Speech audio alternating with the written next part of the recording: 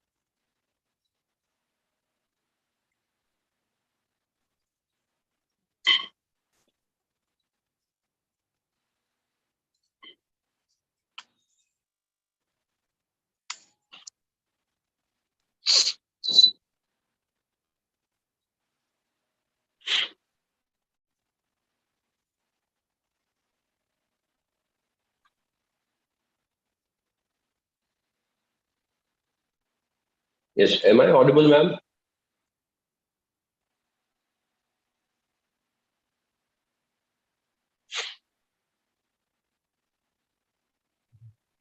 Yes, sir, you are audible. Right. I guess camera isn't working. Yeah. Yeah. Yes, sir. Yes, sir. Yes, sir. You are audible, sir.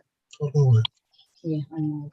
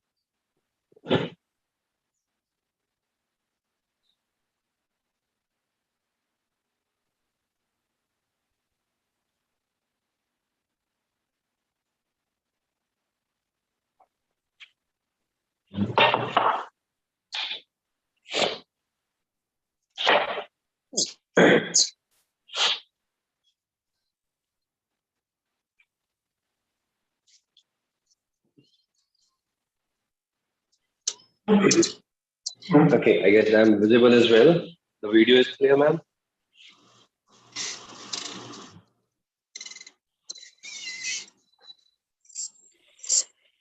Yes, the video is clear. Okay, so am I the host today? Have you solved the that scene of co-host and host? Yes, sir. So you are a co-host, sir. Okay, so I have to admit everyone.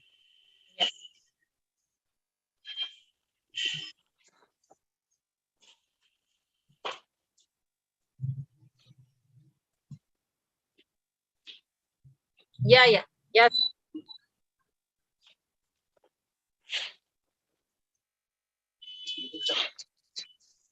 7 minutes to go.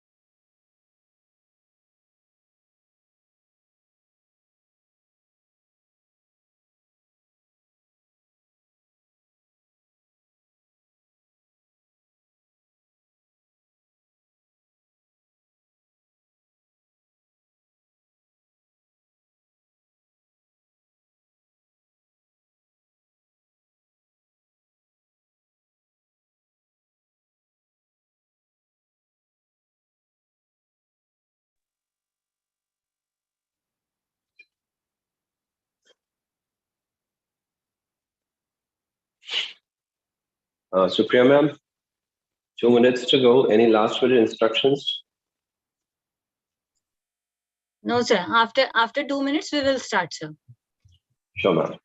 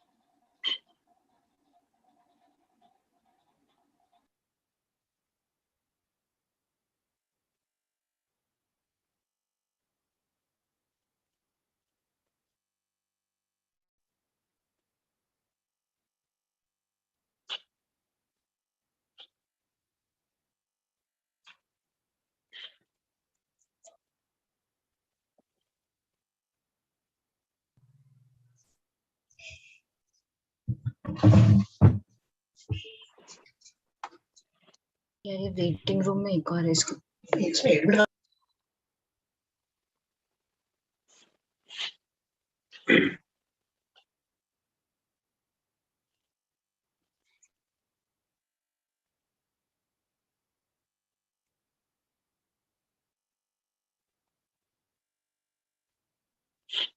Shall we start, ma'am?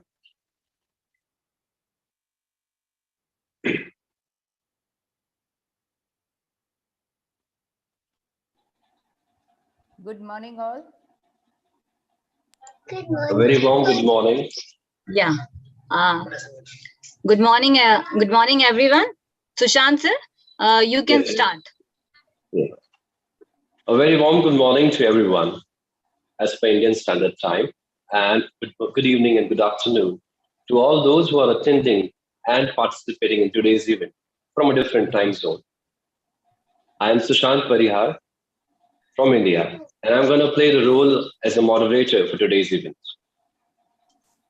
Dear all, in India, we are celebrating the fifth day of a very famous festival from our culture, that is Rang Panchami,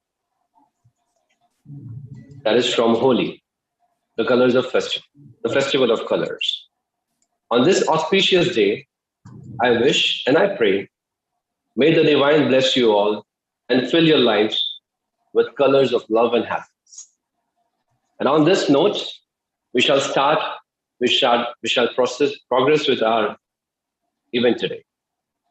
Today, on the day of Global Peace and Sustainable Development Summit 2021, we will address Sustainable Development Goal 2, that is Zero Hunger. For second day, our collaborators are Tagore Shiksha Mahavidyalaya and Kanti RPS Memorial Trust Arogya. Tagore Shiksha Mahavidyalaya Autonomous Institution is one of the best leading college, offering a unique educational friendly environment that prepares the next generation. The Tagore Shiksha Mahavidyalaya is a dynamic and innovative institution with an unrivaled reputation for training of youth. The college offers graduate and postgraduate programs leading to excellent careers as educators, counselors, psychologists, administrators, researchers, and educational specialists. The college offers various courses as per various curriculums. Students learn to develop their communication skills, qualitative and quantitative reasoning, and critical thinking. Students learn the methodology of answering questions and discover, analyze, and integrate knowledge across disciplines.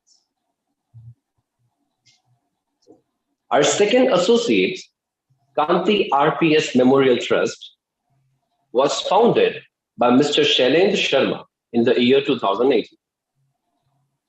It was set up to commemorate the memory of Father late Sri Rajendra Prasad, with an objective to give shape to his vision and noble thoughts. Late Sri Rajendra Prasad, a philanthropist, a dedicated and inspiring personality, upholding high principles of courteousness and service to the society. He was a man of simple living and always motivated the younger generation to work for the benefit of humanity, infusing them with thoughts of nationality and service to mankind. Now, I would like Dr. Supriya Pathak, the Director of Foreign Affairs, Witty Gossip Association, to welcome you all. Ma'am. Yeah. Thank you, Sushant sir.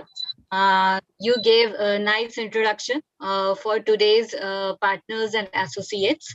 I, Dr. Supriya Pathak, Director Foreign Affairs, Witty Gossip Association, on behalf of our founder, President, Dr. Ashish Moide, and our CEO, Mr. Ashish Kushwa, welcome all dignitaries present here. I welcome all eminent speakers who are going to address the zero hunger. I just want to tell about the zero hunger literature, which is available on the side of United Nations. So according to the United Nations, after decades of steady decline, the number of people who suffer from hunger as measured by the prevalence of the nutrition began to slowly increase again in 2015. Current estimates show that nearly 690 million people are hungry, or 8.9% of the world population, up by 10 million people in 1 year and by nearly 60 million in 5 years. The world is not on track to achieve zero hunger by 2030. If recent trends continue, the number of people affected by hunger would surpass 840 million by 2030. So guys, today we are addressing the very critical issue, zero hunger. And on behalf of Witty Gossip Association, it is my great privilege, and I am humbled, I am honored to have eminent speakers like all. So Sushant sir, now over to you.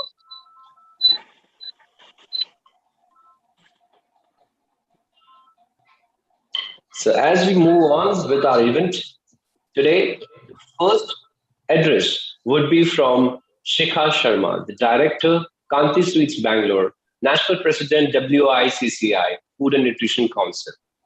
To add more to her introduction, let me tell you, from an incredible young age, Mrs. Sharma exhibited an innate business acumen alongside a passion for entrepreneurship. She always envisioned herself as a business owner. Mrs. Sharma has considerably contributed to the sweet industry. She has introduced innovative measures such as foolproof quality testing systems, a scientifically set up in house good laboratory practice lab, skill training for unskilled laborers, and sustainable practices to reduce waste generation. Under Mrs. Sharma's leadership and expertise, Kanti Sweets has been people's favorite for its taste and nutritional value. To cater to growing demand, the company has expanded operations with 1,700 employees and 75 successful retail outlets. Kanti Sweets' biggest achievement is its satisfied staff who are motivated by a healthy working environment, timely benefits, and bonuses. So here, I would like to invite Mrs. Sharma to address this event and to give it a good start. Mrs. Sharma. Sushant sir, actually, Ms. Shikha Sharma just messaged me that she will be join us after 10 a.m. So could you please invite our first guest speaker? Yes. So let us start. Let us talk about another speaker, a very prestigious one. That is Dr. Arnold Alvaro. Let me add here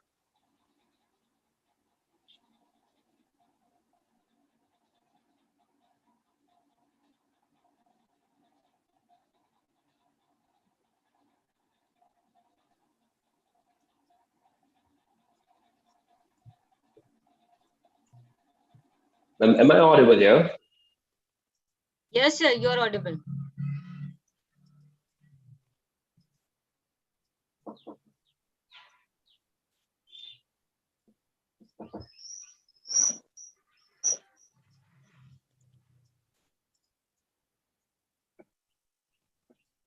Dr. Arnold Alvaro is a teacher in Gordon Heights National High School, LTO, Olongapo. To add, okay, he has already started. That gives us an immense pleasure to invite Dr. Arnold Alvaro to the event and to give it a start. So,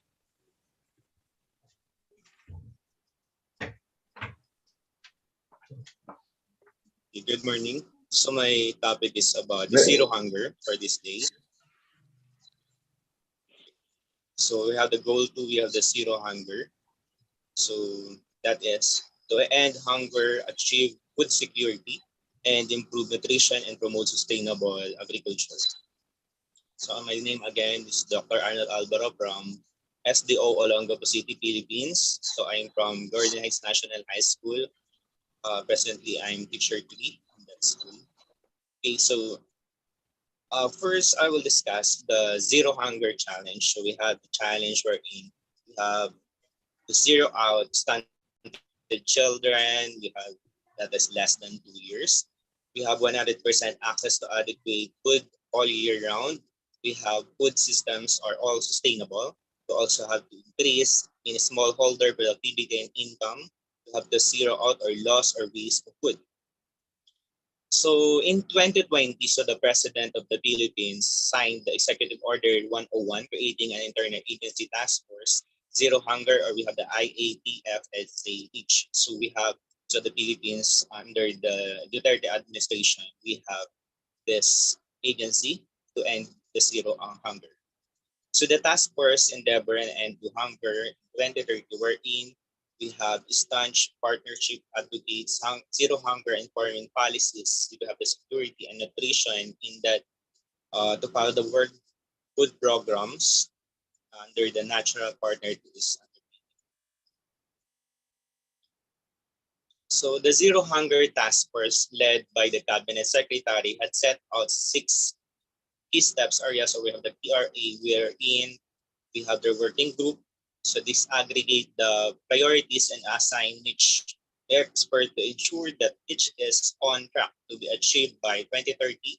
So we have the WFP or the World Food Program is currently providing technical assistance across all 6 care areas are followed. So these are the programs in the Philippines. So we have to review and rationalization of existing policies and rules, regulations related to the executive order. Again, those policies are made for to help different entities like Department of Agriculture, Department of Agrarian Reform, we have Department of Education. So these are all the departments are working for this one. So ensure available and affordable food. So again, all the cabinet secretaries are helping the Department of Agriculture. We have the DTI again helping that program. We have the secure nutrition adequacy. So again, help with the national nutrition. And we have the secure food accessibility and safety. Again, we have the DTI and the Bureau of Food and Drugs to ensure resiliency and food stability for emergencies. So that likewise the president and the NFA how we call it exporting and importing products from the Philippines. Next, ensure information, education awareness, and people participation. So these are the 4 areas wherein the Philippines follow during this.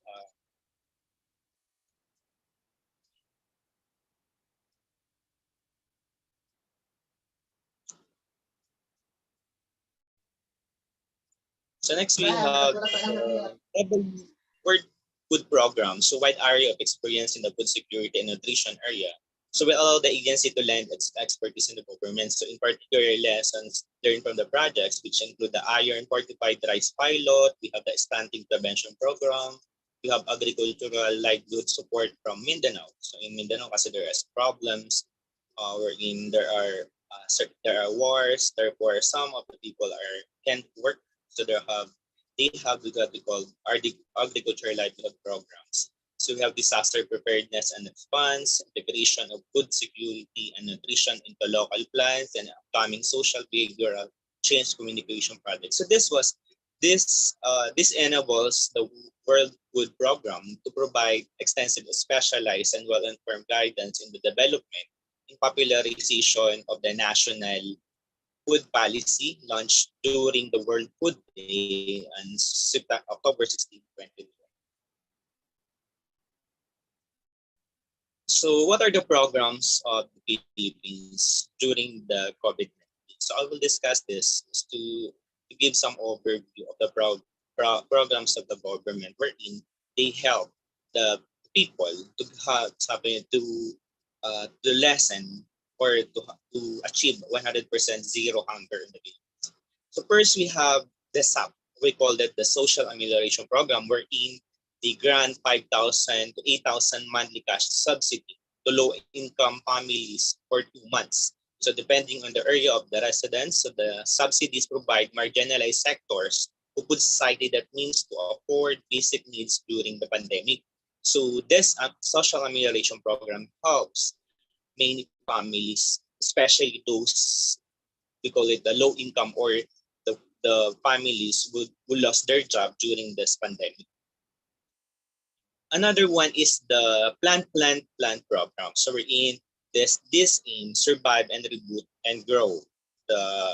This is the Department of Agriculture program wherein they provided farmers fast moving interventions such as cash assistance and soft loans. We have the food pass to ensure unhampered movement of food and agri-fishery products. Wherein they are allowing the farmers and the farmers to deliver foods and products to the customers during this time. So, and this massive promotion of the Kadiwa ni Ani at Kita that links farmers directly to the consumer. I will discuss this later, the Kadiwa ni Ani at Kita. So another program we have, so the Department of Agriculture also revived the urban agriculture and backyard gardening programs to help attain household food security, informed the Bantay Presyo Task Force to enforce the price freeze and suggested retail price policies on basic food commodities. So first, we have the additional palay procurement fund for the National Food Authority.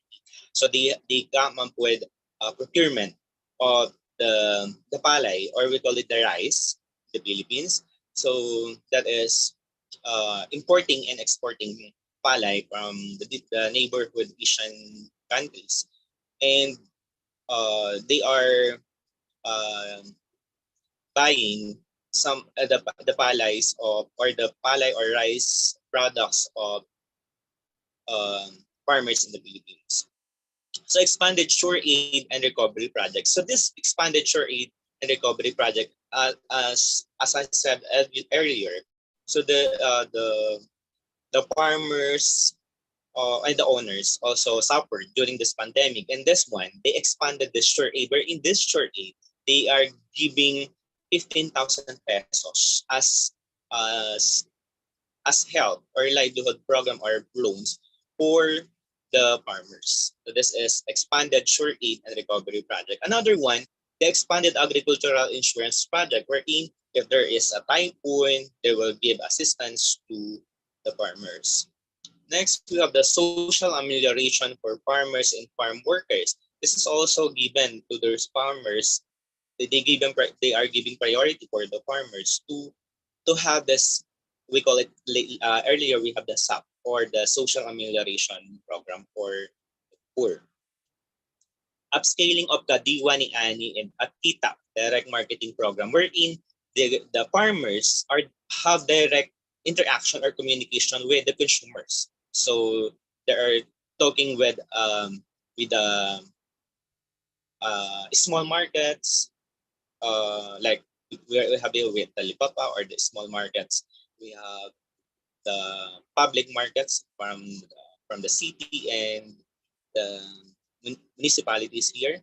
So that is upscaling of Kadiwa. There are a direct interaction with the consumers. Next, we have the integrated livestock and corn distillery project. They are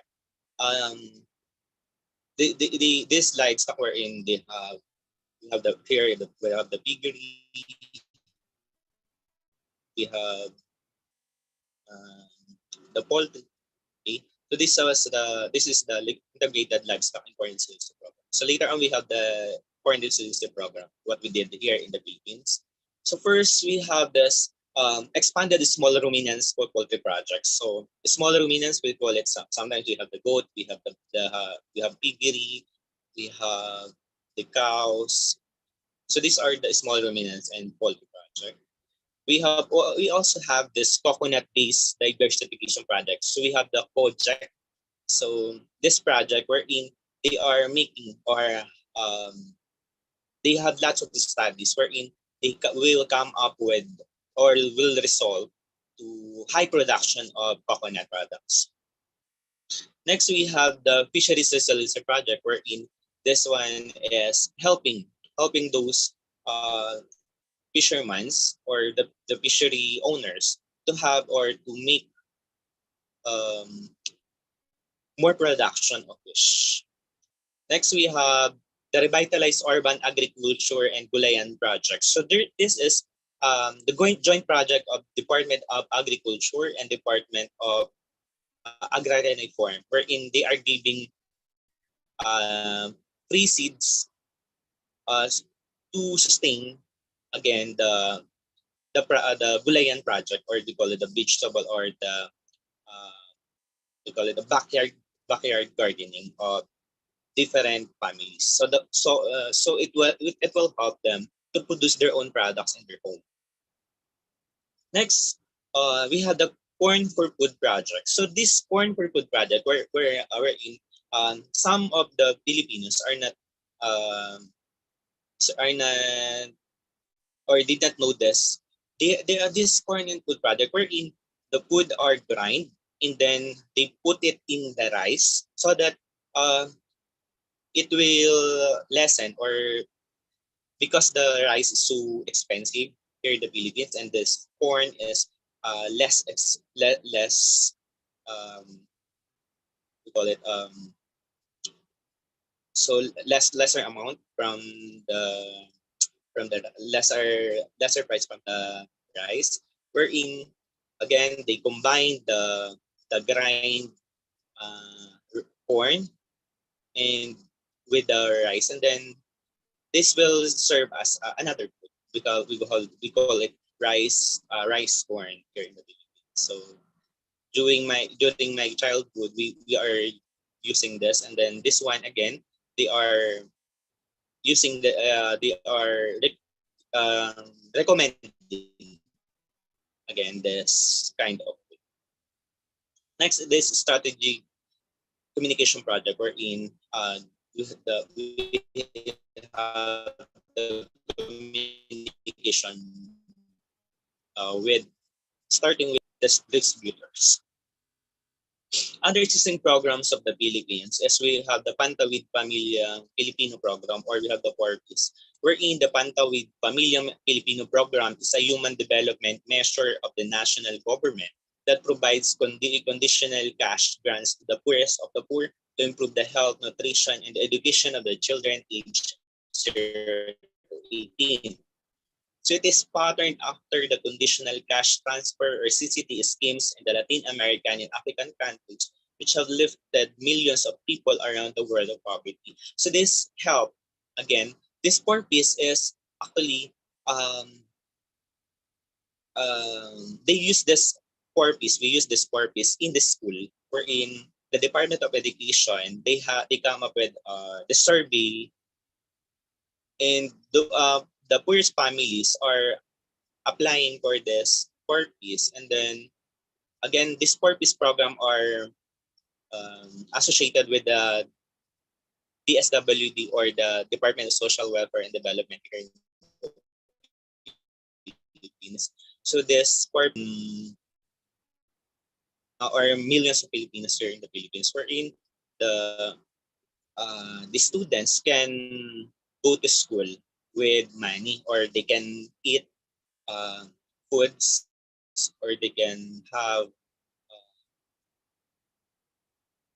um, again they can have money for transportation so that they can go to school. So that is the program of the Philippines, the purpose. So again, so that is my presentation wherein so anything is possible again if we work together. So again, this is the banner of the Miss Earth. So we have the we hail because we can. So thank you very much for for allowing me to speak with you. So that is my project. That is my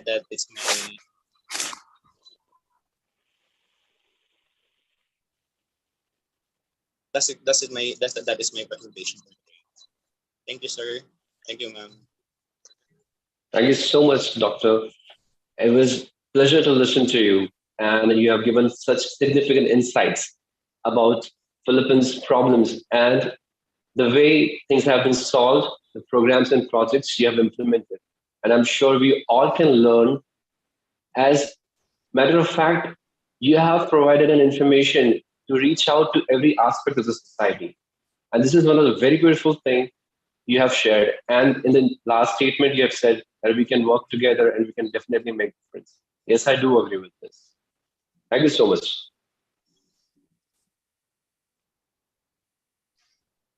The next eminent speaker we have today is Amfo Florina Fakis.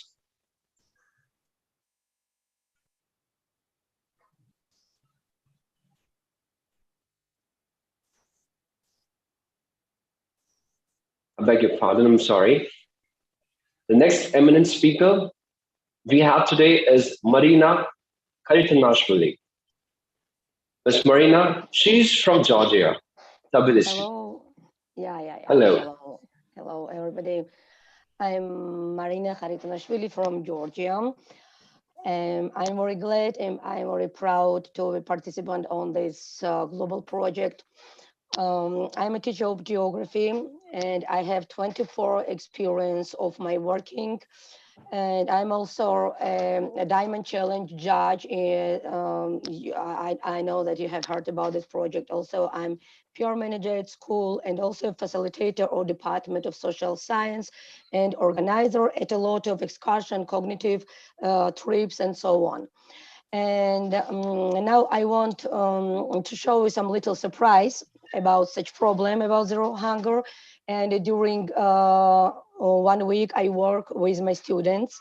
And after some minutes, after my short presentation, I will share your little videos and how, what do you think about the zero hunger? And you will hear opinion to solving of this problem. And as Socrates said, teachers cannot teach anybody anything. They can only make students think. And as a teacher, I encourage always my students to think globally and give them informal education. I help them always practice in the international project and share their views to the world. And nowadays, the most challenging plan is Sustainable Development Goals. And as you know, the Sustainable Development Goals are the blueprint to achieve a better and a more sustainable future to all. And they address the global challenge we face, including poverty, inequality, climate change, environmental degradation, peace, and justice. And sustainable development has little meaning in the presence of large-scale hunger and poverty. And derived from the Sustainable Development Goal number 2 is the topic we are going to discuss now. And I will present you some of my students' opinion, as I mentioned, and share you some theories on how we can overcome world hunger. And to make this activity more creative, we decided to print some inspirational quotes about world hunger on our polo shirts, and you will see it next in your video. And it was a great motivation for students to think about this massive global problem more deeply. Achieving the feeling of absolute freedom is not easy. We sometimes believe that we have already achieved peace, but as Nelson Mandela said, freedom is meaningless if people cannot put only food in their stomach. To achieve a sustainable development, we need 3 sectors to come together. The economic, social, political, and environmental sector are all critically important and interdependent. Progress will require multidisciplinary and transdisciplinary research across all the sectors. And this proves difficult when the major governments fail to support it. And according to the United Nations, the main target is to search the community fastest behind. Commitment should be transformed into effective actions required a correct perception of the target population. And however, numerical and non-numerical data or information must address all vulnerable groups, such as children, elderly folks, persons with disabilities, refugees, indigenous peoples, migrants, and internally displaced persons. And the main aim is for all countries to work together to ensure no one is left behind. And now I will show you my videos working with my students. I need some minute, okay?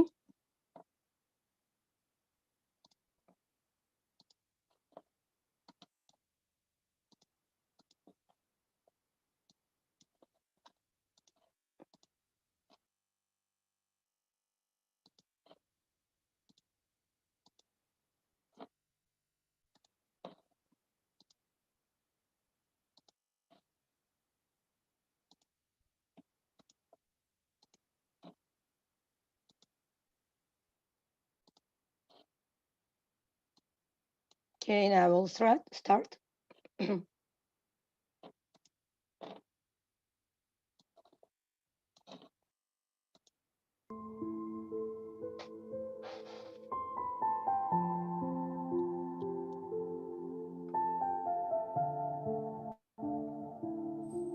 Hello, we are students from Georgia and we represent the Georgian English Spanish School, Gymnasium IHS, and we are glad that we are participants of this global project, Sustainable Development Goals. We were given the opportunity to present the meaning of one of the goals, and we will talk about goal number 2, zero hunger. First, I will start with a question of what hunger means. Hunger is a term used to define periods when populations are experiencing severe food insecurity, meaning that they go for entire days without eating due to lack of money, lack of access to food, or other resources. The next question is, what is the definition of hunger?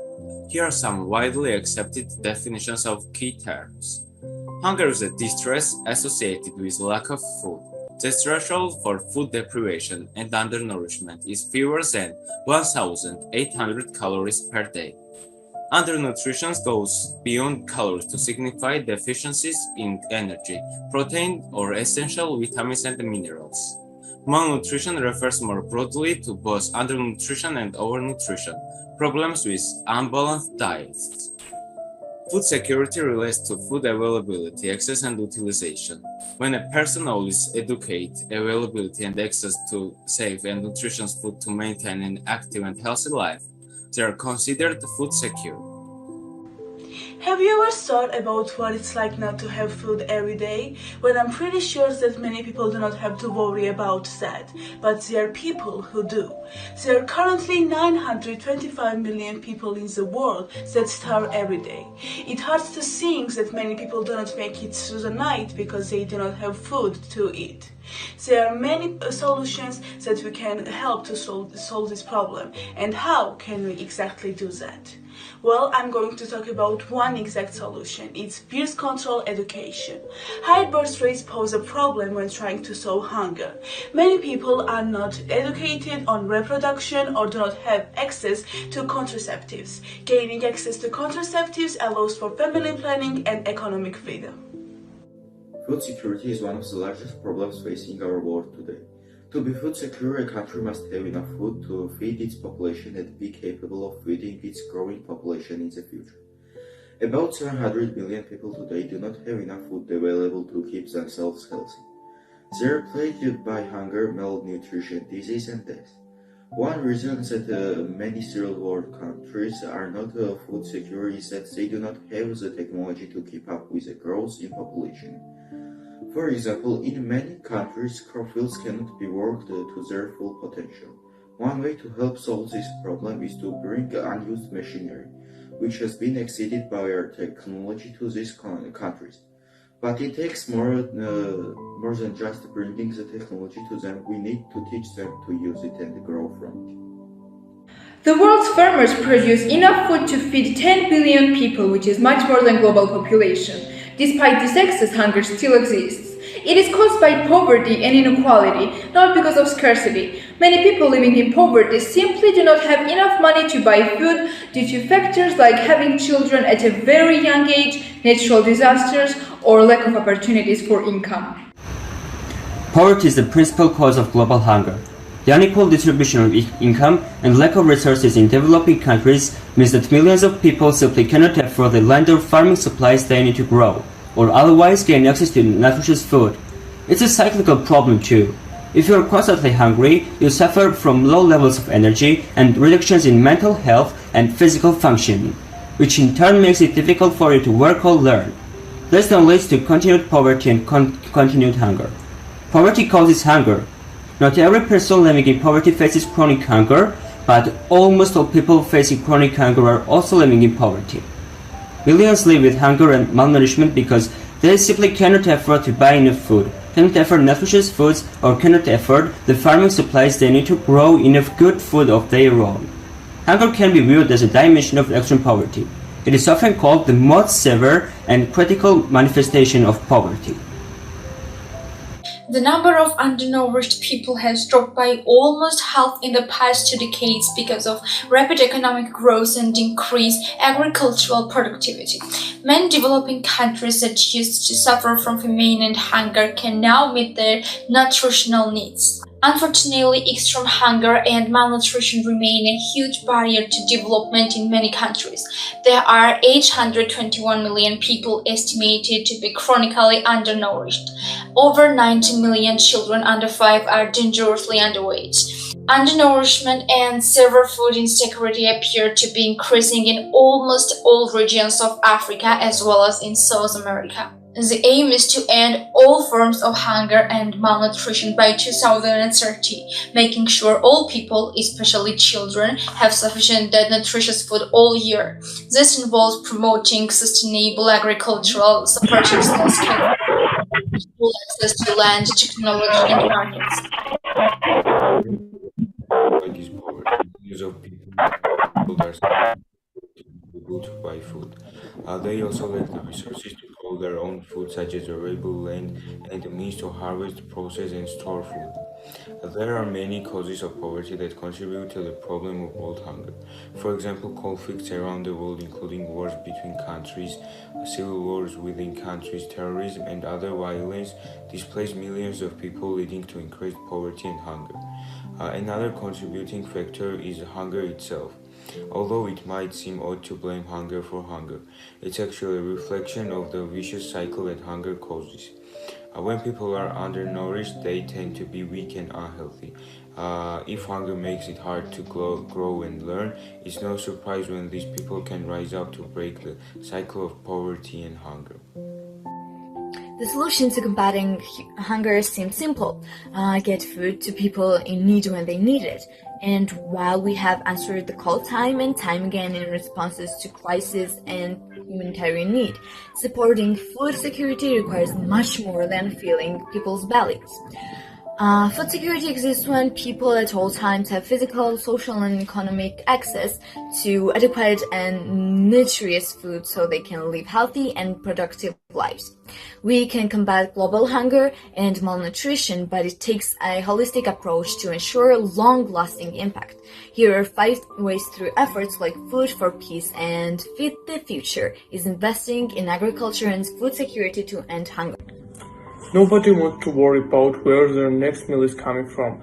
Yet over 800 million people around the world, most of them in developing countries, hunger is more than just having enough food to eat. It's about having enough nutritious food to eat. Poor nutrition is attributed to 45% of deaths in children under the age of 5. A significant portion of the world's population is also affected a shortage of vitamins and minerals necessary to good health. This is sometimes called hidden hunger because there may not be obvious. And while our planet produces enough food to feed the more than 7 billion people who inhabit it, systemic inequality and economic disparity has led to unbalanced distribution and unequal access. The Food and Agriculture Organization of the United Nations estimates that 1/3 of the food produced worldwide is lost or wasted. At the same time, hunger kills more people every year than malaria, tuberculosis, and AIDS combined. But this is an injustice that we can remedy in our lifetime. If done right, agriculture, forestry, and fisheries can provide enough nutritious food for all. What if you have plenty of food but lack the storage solutions to make it last? Now, this is another problem that when solved can make a big difference in closing the hunger gap. Sometimes this requires big interventions like building or rehabilitating grain stores. Other times this change can happen at the household level. One innovation concern has introduced into women's group around the world are solar dryers, which serve as one solution. Sun drying vegetables, a traditional practice, preserves micronutrients and prolongs shelf lives.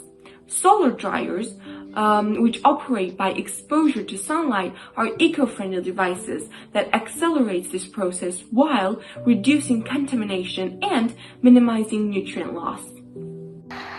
World hunger has been a constant problem throughout the ages. It is a problem that should be able to be solved easily, as there are still 1.2 billion undernourished people worldwide.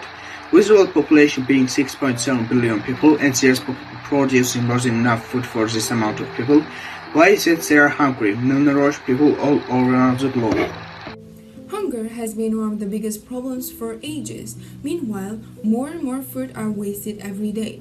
Food waste is a specific piece of food loss. Food waste includes the half-eaten meal left on a plate of a restaurant or food crumbs from preparing a meal at home. We need to consider that almost 1 in 9 people on the planet are starving. Each of them could be fed on less than a quarter of food wasted in USA, UK, and Europe each year. Every problem has its solution. We all have to avoid the main causes of food waste: over-preparing, overbuying, poor planning while shopping. These small but important steps will lead us to our goal, world with zero hunger. We just have to remember, quarter of food wasted in the developed world could feed the developing world. Food is central to human well-being. It provides the body with nourishment, offers livelihoods that lift people out of poverty, and brings communities together. Also, food is a basic human need. Too many people are trapped in a cycle of hunger by forces beyond their immediate control, like poverty, disaster, conflict, and inequality. Despite decades of progress in reducing world hunger in 2017, some increases in the number of people who are hungry. More than 820 million people still go to bed hungry every night. That's 1 in every 9 people who don't have the food they need to live a healthy, productive life. The World Health Organization considers this to be the single greatest threat to global health. Hunger is cyclical and generational. It inhibits people's ability to work and learn to their fullest potential, which can curb their future and trap them and their families in more poverty and more hunger.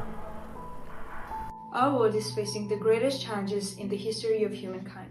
There are 7 billion of us, and more we are, the more threatening it is to the future of this entire planet. The climate crisis, divisive politics, deep inequality, COVID-19, and world hunger are one of the most important and considerable problems that need to be solved so we can live in the future that we want. To achieve this, first of all, us humans should all come together and learn how to respect each other, and with integrity it will be much more easier to solve these problems.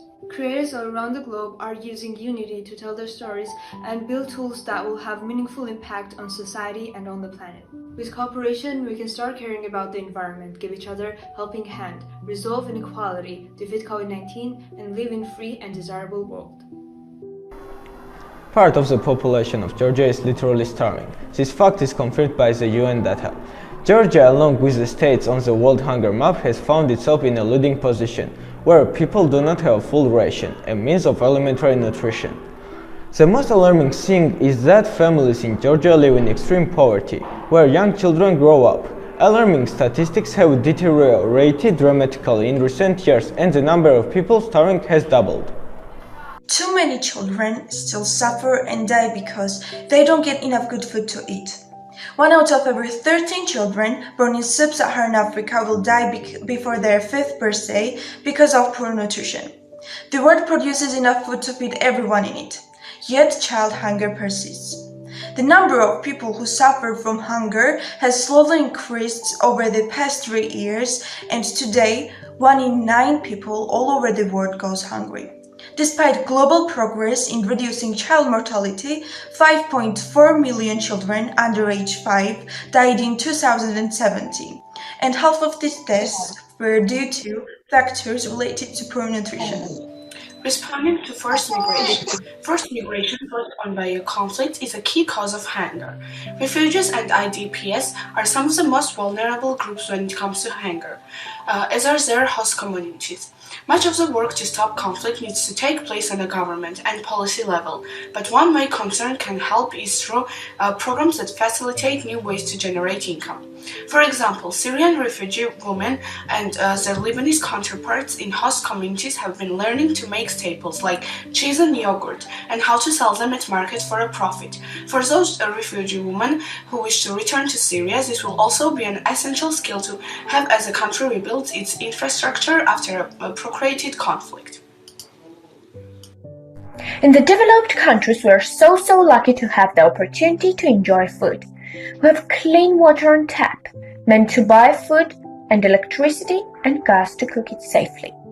We will not go hungry. Some of food will be thrown away at the end of the day. All the while millions of people around the world are starving. Adults and children dying because they can't find a morsel of nutrients to keep their body alive for one more day. Every 3.6 seconds someone dies from starvation. Right now someone is dying from starvation. Right now a child will be dying from starvation. Hello, I'm the 10th grade student from school IHS, and today I want to talk about the statistics of world hunger. 30 million people a year die of hunger. After decades of steady decline, the number of people who suffer from hunger began to slowly increase again in 2050. Current estimations show that about 690 million people are hungry. According to the World Food Programme, 135 million people suffer from hunger because of man-made conflicts or climate change. The COVID-19 pandemic has also affected the number of hungry people in the world.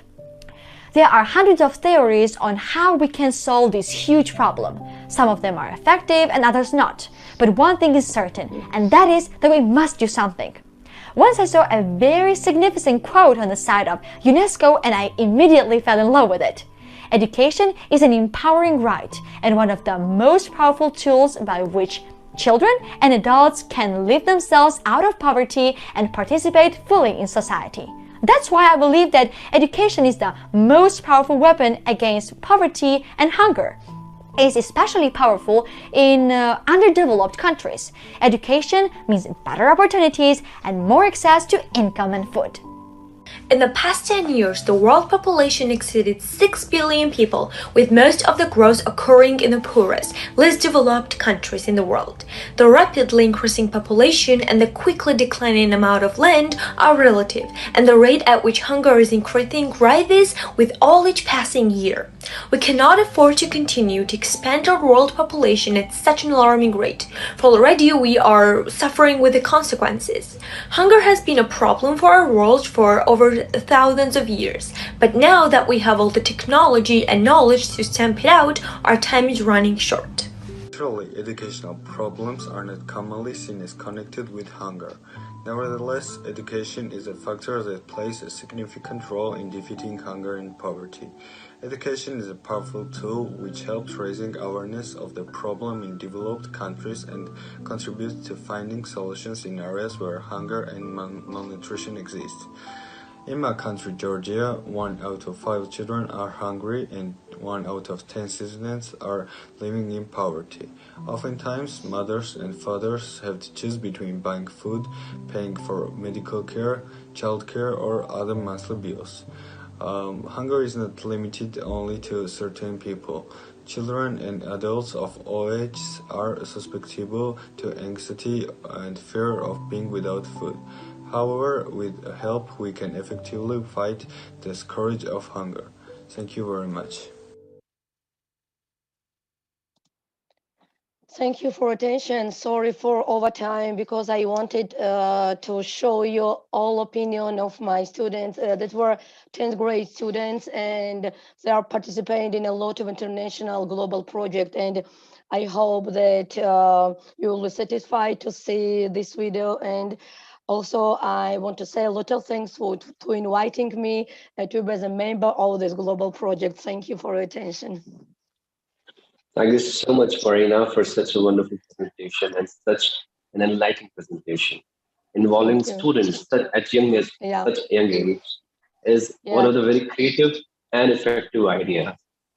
It's not only Thank you. you're educating these students, you're actually making an inspirational leaders out of them and Yes. giving these insights and facts and figures and quoting them that food for peace, right? And coming up with the problem of food waste that one fourth of the developed countries, food waste can really help the underdeveloped and developing countries problem of hunger.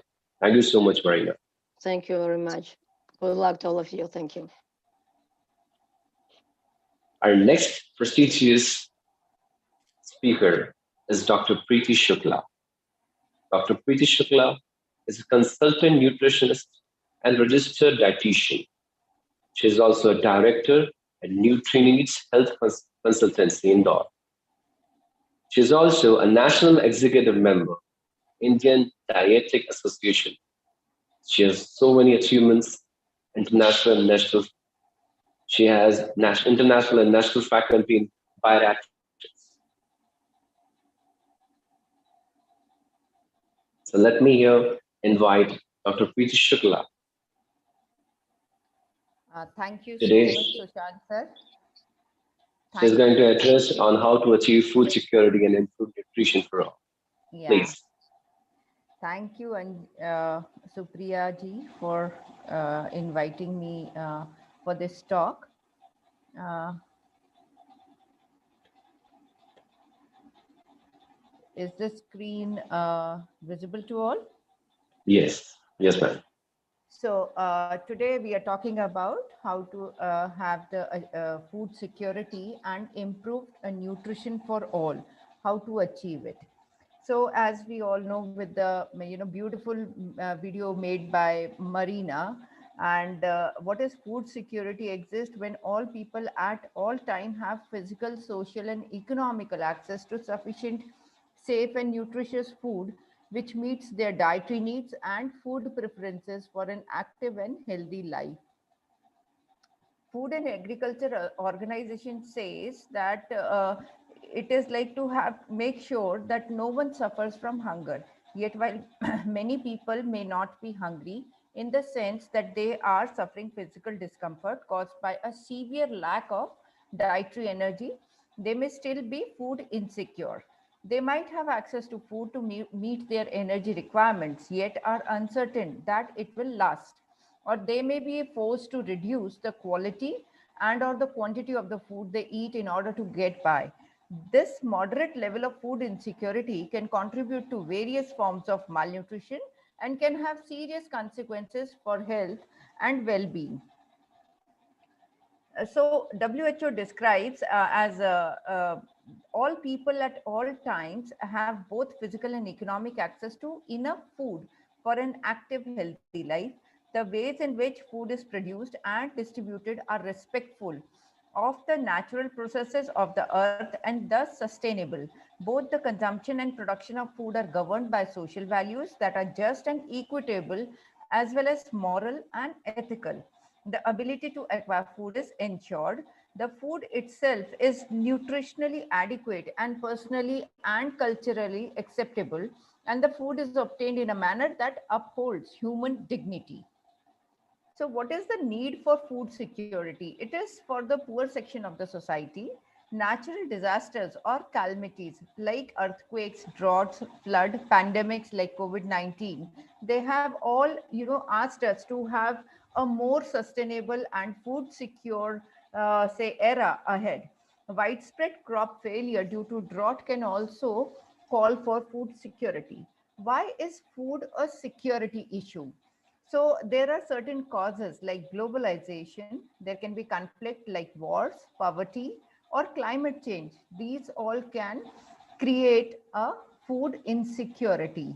So what are the drivers for that will be there? There will be food shortages, there will be food prices increments, then food hoarding is also a problem, and food contamination. These all lead to food insecurity, where they can result in deterioration of health, deterioration of nutrition, hunger, loss of life, civil unrest, economic instability, political instability, and social instability. These are all the things what we have been say encountering since this COVID-19 pandemic has hit the world. There are certain types of food insecurity. One is first is chronic food insecurity, acute or transitory food insecurity, then community food security, household food security. So we are talking, once we are talking about chronic food insecurity, lack of minimum requirement of food to the people for a sustained period of time due to extended periods of poverty, lack of assets, and inadequate access to productive or financial resources can be called as chronic food insecurity. With this slide, we are able to see that it starts with food security to mild food insecurity, uncertainty regarding ability to obtain food. Then there is compromising on food quality and variety. Then the next step is reducing food quantity or skipping meals. And then comes the harsh say truth, no food for a day or more. That is also known as severe food insecurity, where the person has run out of food, gone an entire day without eating at times during the year. The second type is acute or transitory food insecurity. So, sudden lack of food or reduction in the ability to produce or access minimum requirements of food due to short term shocks and fluctuations in food availability and food access, including year to year variations in domestic food production, food prices, and household incomes, can be defined as acute or transitory food insecurity. Community food security exists when all citizens obtain a safe, personally acceptable, nutritious diet through a sustainable food system that maximizes healthy choices, community self-reliance, and equal access for everyone. So, the utopian means it is like not American, Asian, it is utopian. Definition is that achieving food security by country would hope to reach in reality. Therefore, a specific program, project, or particular nation definition of food security should be something achievable or measurable, at least for certain duration. But these definitions should cover the basics. So, no matter how we define food security, having enough to eat regularly for active and healthy life is the most essential human need. Many developing countries, especially in South Asia and Africa, haven't been able to fulfill this vital need even today. Household food security is when it has access to the food needed for a healthy life for all its members, adequate in terms of quality, quantity, and safety, and culturally it's acceptable. When it is not at undue risk of losing such access, the relationship between national food security and household food security is less prominent in developing countries than in developed ones. Therefore, specific policies are required to address household level food insecurity, and these policies should be contextual and problem specific. In this flowchart, as you can see, that there is a rise in anxiety when there is food insecurity. Then what happens? The second step is parental diet quality diminishes. Parents start reducing the quality of the food.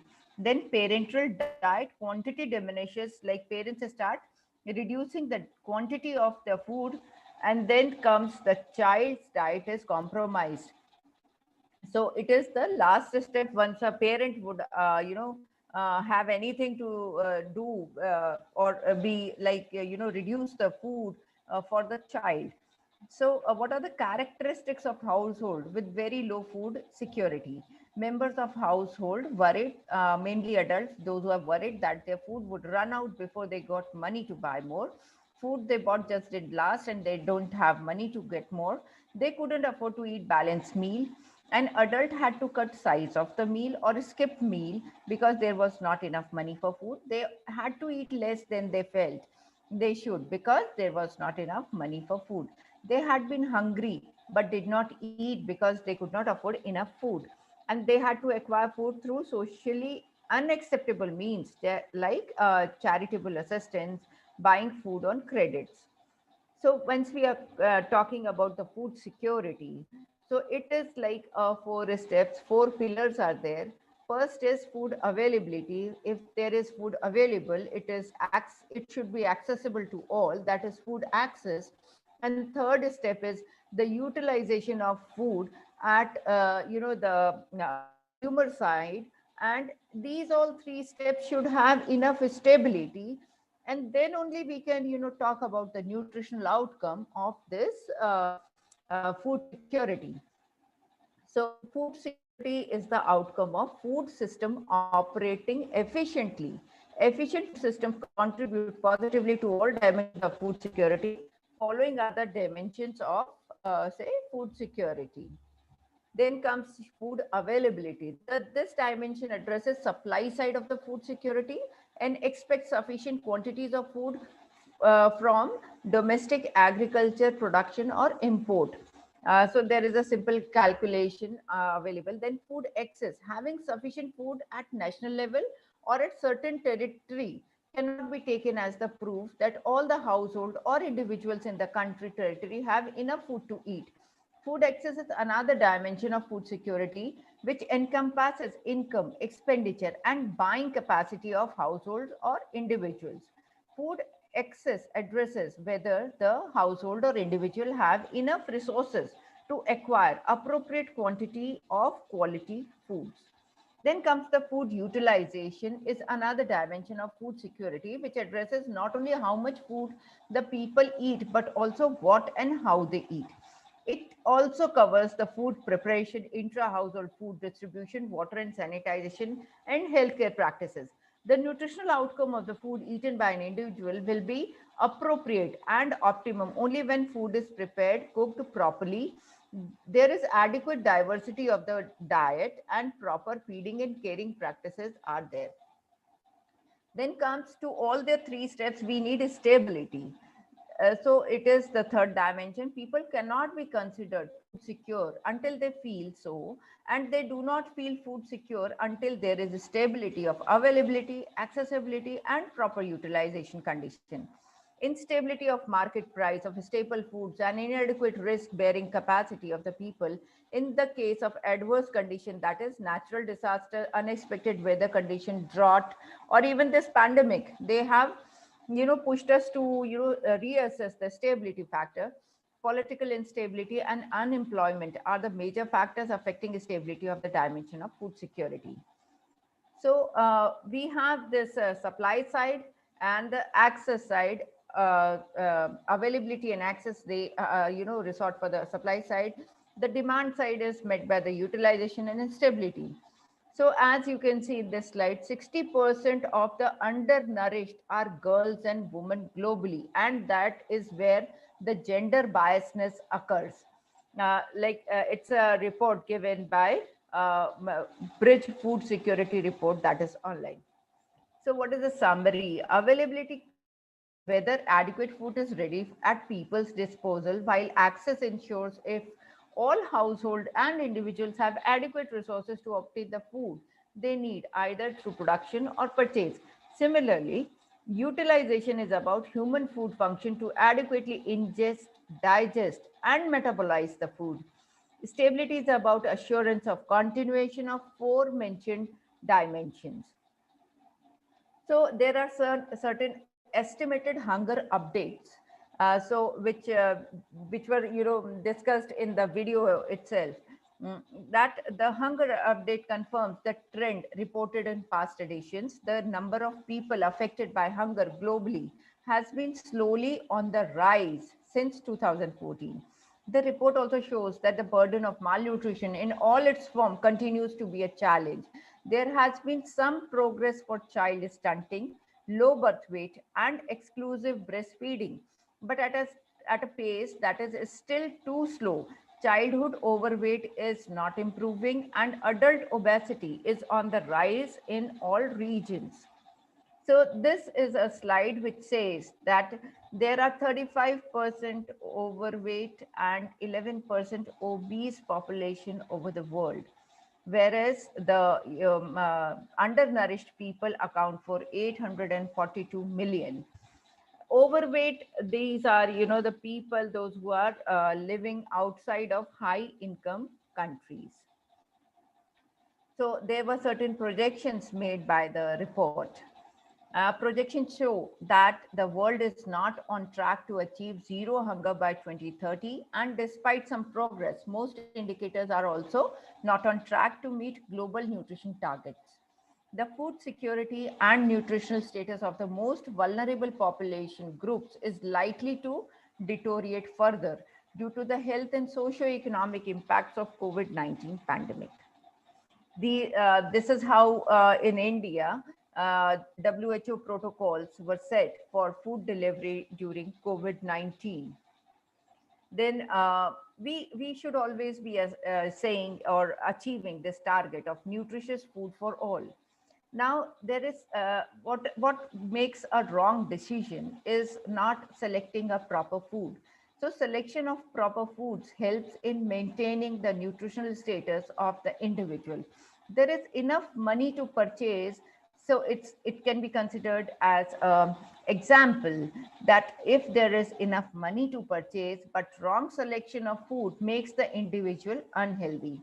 Like if you have money and you are purchasing say something which is junk or fries or chips or potatoes or unhealthy, all the carbohydrates things which are highly priced and purchased from biggest stores, spending for say two say very small portion of meal, but it is charged heavily.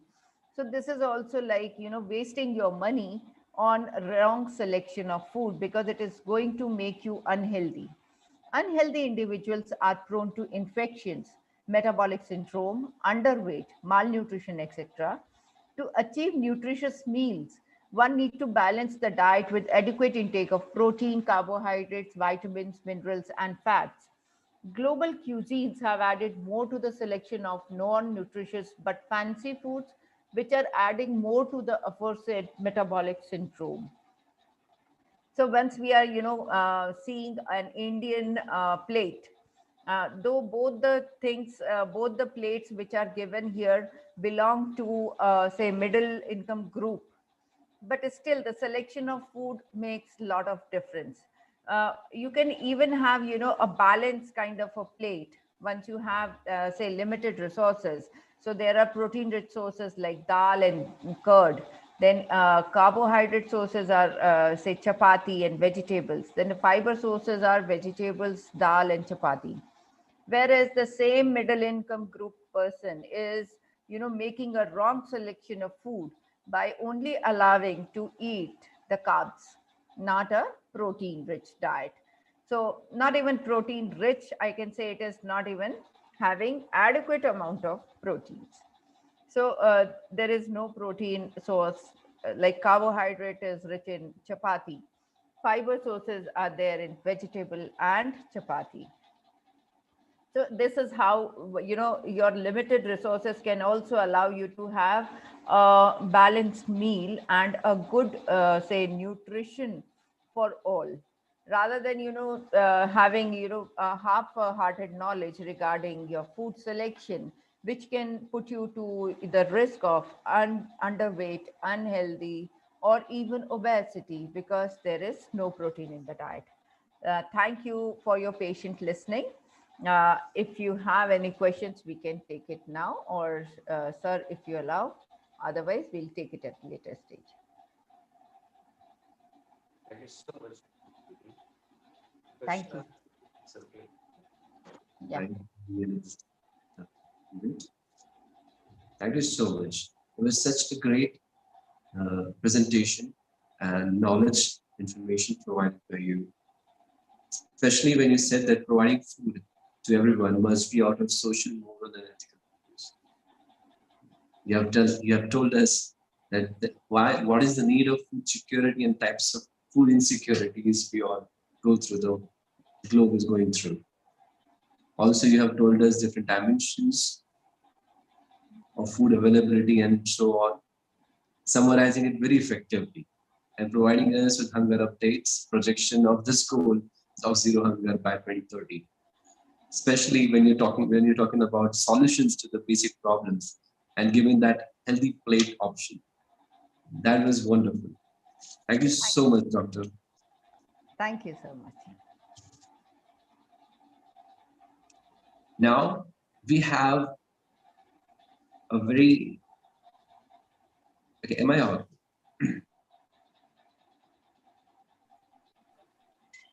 Our next speaker, Florina Fakisi, is a teacher from Lesotho at Batahasto English Medium Community School. She's specialized with science and technology, English first additional language, and mathematics. She has a track record of successful teaching learners of different ages using technology as a tool.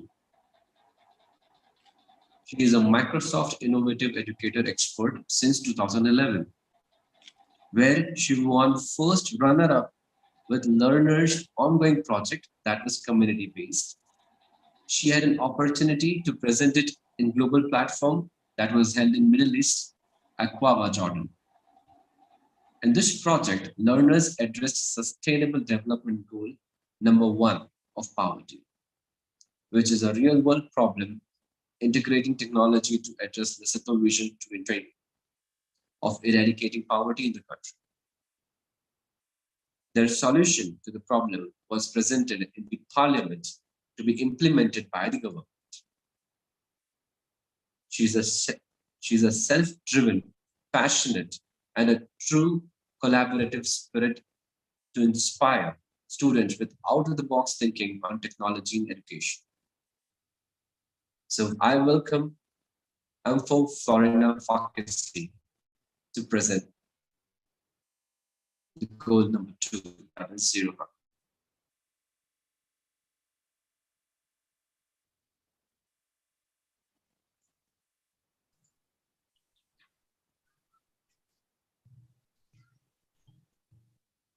Sir, actually, due to sir, some technical issues, she will be joined later, sir.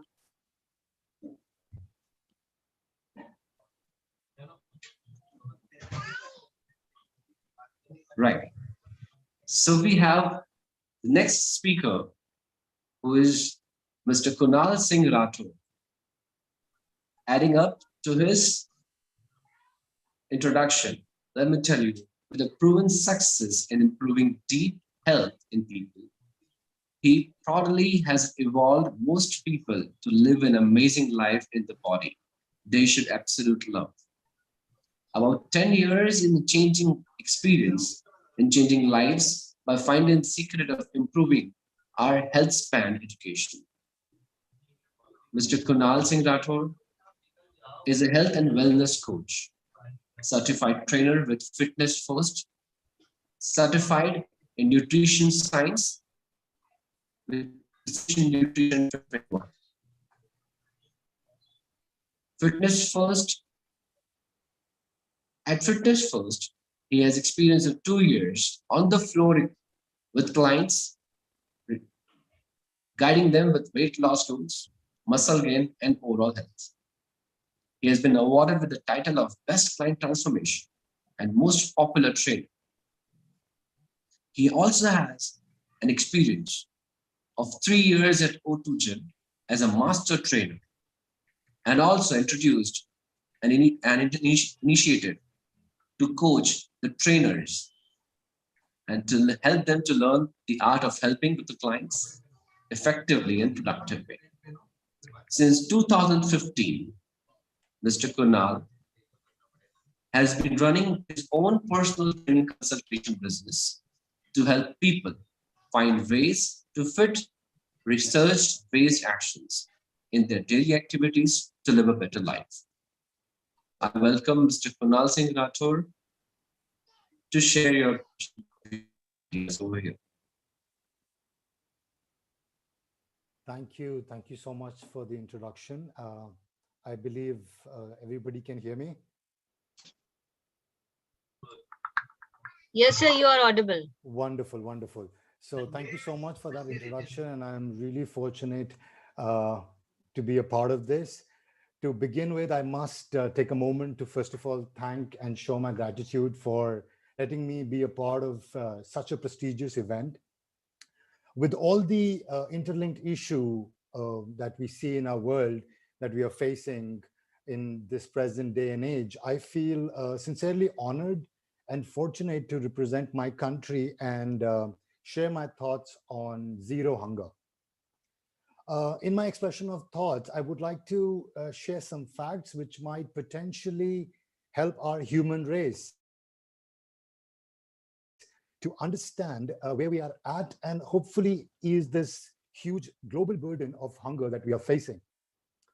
I'm sure most of us must have seen that on one side we see an abundance, availability, and affordability of energy-rich food across growing globe.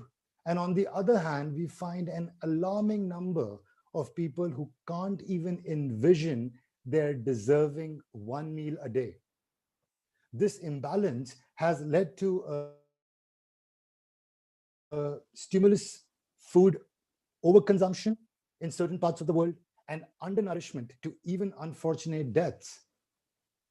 Just to express some facts which are really embarrassing to even discuss, but every year, millions of people die of hunger and hunger related disease, which is shockingly more than the deaths from AIDS, malaria, and tuberculosis combined. Um, as we speak, I'm sure that there are too many people in this world right now who would not have enough food for themselves and for their family. So they're actually surviving barely on some nutrient deficient food. And at the same time, over 2.5 billion consume too much meals. I mean, if you come to think about it, for some, it could be a pyramid of life where we end up consoling ourselves that some can afford food and some just cannot. But in my eyes, it looks like a call for help. We actually live, I mean, I was just going through this research, and in my last 37 odd years of observing how things are happening around the world, it is really like really embarrassing to see that roughly there are one third of the entire food produced for human consumption every year. Approximately 1.3 billion tons of food gets lost or wasted every year. Consumers in rich countries waste almost 225 million tons of food, which is unfortunately equal to the entire net food production in sub-Saharan Africa. I must also state some figures stating that with our current population almost close to 8 billion, it is estimated that by the year 2050, we would have 2 billion more people to feed. Just imagine with where we are today, with all the advancements and whatever we have accomplished in our presence on this planet, what would our future generation ask us? That where were you and what did you do when all that wastage was happening? I hope by that time we would be able to figure out some convincing answers, because with all that we have seen and all that I have seen in my life for till now, it is really imbalance of resources and so many different things where some people are flourishing beyond measure, and then there are some people of the same race, people of the same abilities, they are dying because of hunger. Well, another thing that I would like to also, divert and take this out to a more positive aspect, that I understand that we as humans, because I consider myself as a part of this human race without any difference between countries and continents and religions and beliefs. I consider myself as a part of one race, as we all should. But with all that our human race have actually accomplished, let me point out some best innovations and discoveries which are done by all of us combined. And to point out the first and the most important and the most fruitful innovation and discovery was the discovery of this internet, a platform and a medium where people from all around the world, including myself, have a platform to express our thought, discuss about issues as such in hand, and all those other issues which we are going to discuss in the next 17 odd days. I'm sure, like with all these issues that we're going to discuss, malnutrition and the scarcity of food is going to be, at least for me, one of the most serious and an alarming problem. I'm sure most of us must have seen, read, shared something related to malnutrition on television, newspaper, and social media. But we are so busy in our lives that we actually forget about it. I must address this and take this moment to project this out there to whoever is listening, that we live in a society where we are all one race and one world. And in this world where we are all the same, we have billions of people who are overweight or obese and millions who are underweight. It's extremely disturbing to realize that with all that we have done so far in our presence on this planet, still a child dies from hunger every 10 seconds, which makes it 45% of deaths among children under the age of 5, and all because of undernutrition.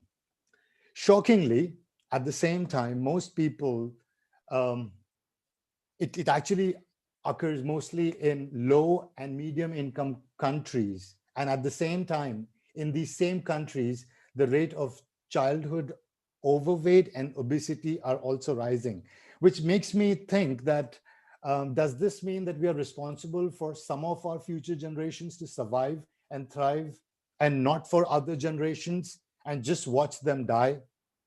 Without taking much of everybody's time, because we are short on hand, let me just conclude this by saying that we definitely need a developmental, economic, social,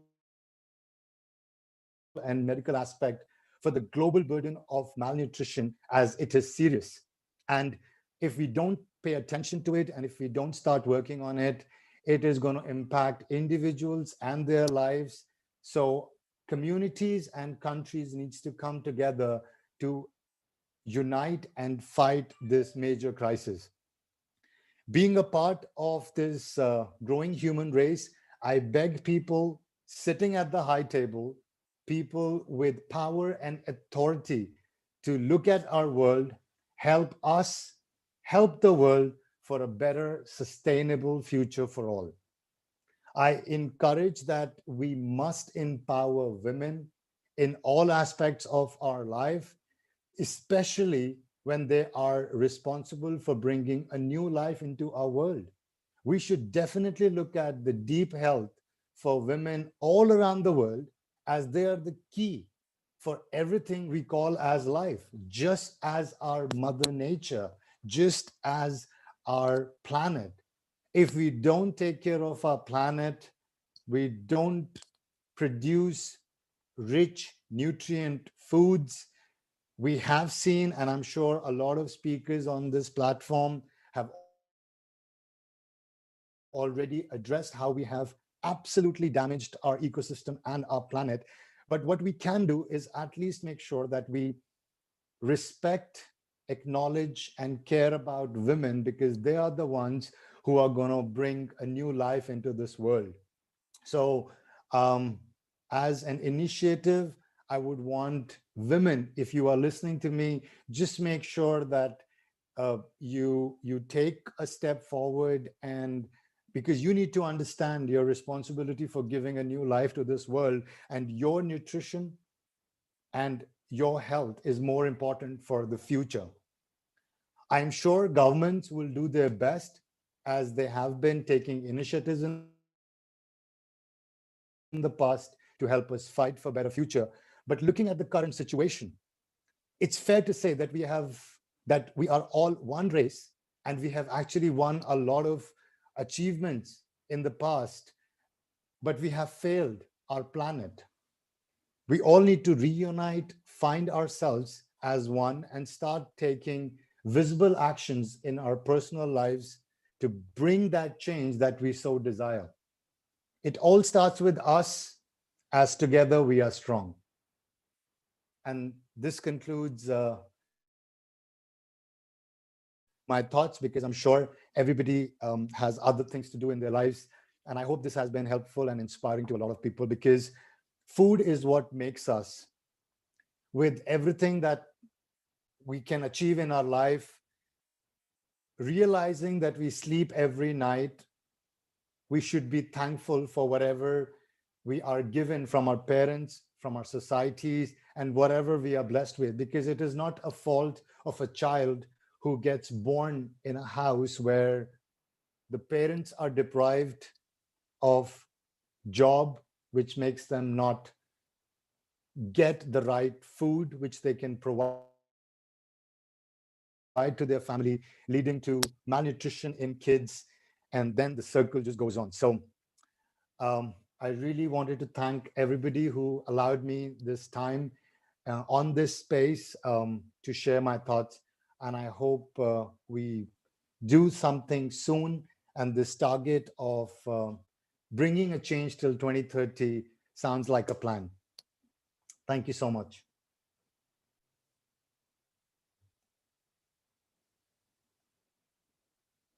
Thank you so much, Mr. Kunal. It was such an eye-opening presentation, especially when you asked the question that our future generation is going to ask us that what you have done for us. It's an eye-opening, and also one of the best things you said is food makes us, and we need to work on this. Especially coming from a person who has so much of experience in the domain of health and food nutrition, it hits. And I hope that this would reach a lot of people and would definitely make a difference. Thank you so much. Thank you. Thank you for the opportunity. Thanks. Sushant sir, AMFO is now with us. Right. Yes. So let us invite our next speaker, that is AMFO Florina Fakis. Yeah. Sir, AMFO is with us, sir.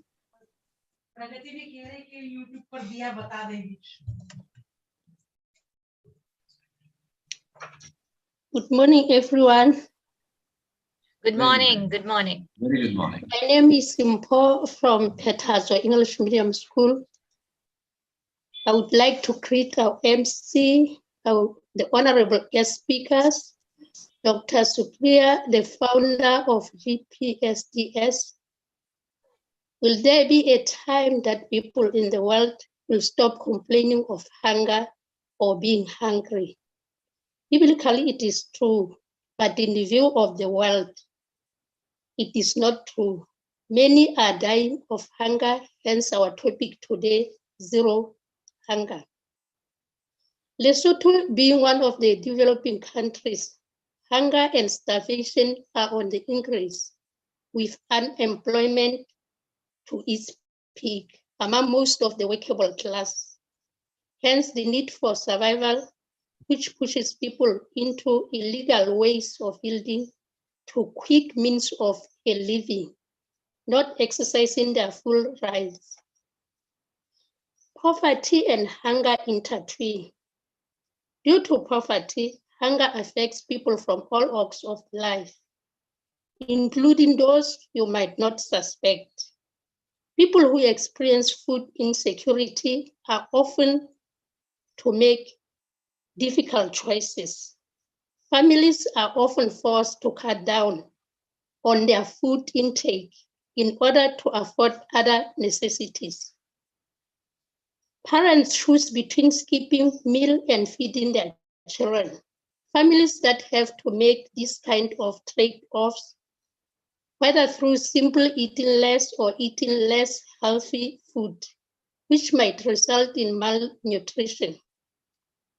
Hunger remains widespread, with nearly half of the population living in hunger and 75% of the population either poor or vulnerable to hunger. According to the joint report by World Bank and the Lesotho Bureau of Statistics released this year, a profile of Lesotho shows that hunger and starvation level are highest among people living in rural areas.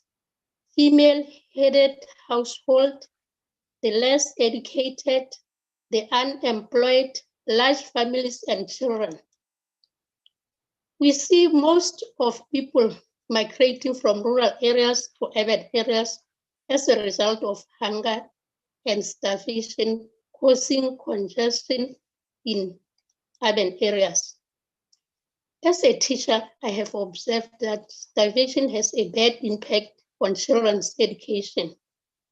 Children who have lived in persistent hunger during their first 7 years have cognitive development score on average of 20% below those children who have never experienced hunger.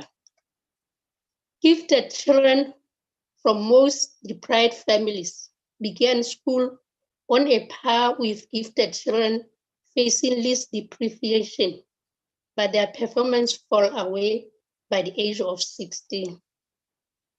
People living in hunger are more likely to live in disadvantaged neighborhoods and in overcrowded or unsuitable housing, whereby you find extended family living in a single room with no form of privacy. This has a bad influence on children's education and growth. Children, in trying to run away from this situation, they end up marrying at lower age and resulting in complication or loss of life when giving birth. Children from low-income families often miss out on school events that most of us would take for granted. They miss school trips, can't invite their friends around for tea, and cannot afford a 1-week holiday from home. They also opt for sex job in order to get money to buy some food at younger age. As teachers, we have to teach learners to be self-reliant when they grow up. Hence, my Learners Mini Project, which is collaborative based with the community, is in line with Lesotho Vision for the year 2020 to eradicate hunger as per learners' curriculum on effective of rapid growth of hunger, both socially and economically. Learners, through curiosity, wanted to know why there were so many people who are starving and eating from rubbish bins. They questioned themselves to whether this is due to ignorance or just that citizens were lazy to tap their rich resources. In getting the answer, they were assigned in groups with different tasks to find out the real cause. From the community, parents, interviews were conducted with the community nearby on how to make the vision reality. Students are also spreading the word of food insecurity via classroom presentation. They distribute flyers to sensitize the community on hunger.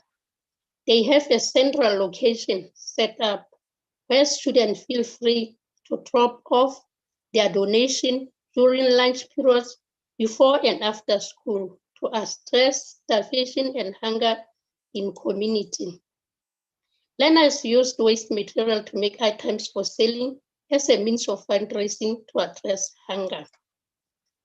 They cultivated cabbages to address hunger in the community and distributed to the needy families.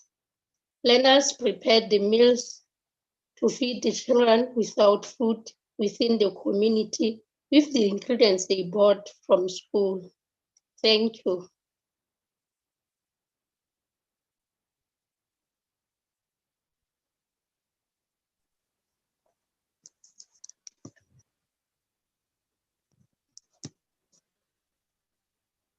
Thank you so much. Thank you so much, M. Fafakisi, to enlighten us with so good thoughts and giving us the solutions of basic problems related to hunger.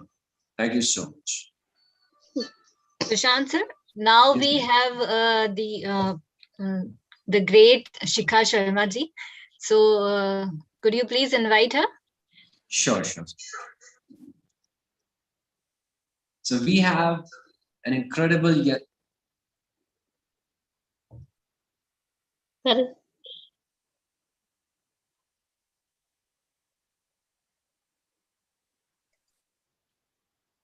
okay, I'm sorry for the interruption because of the network. So let us invite here to Mrs. Shikha Sharma.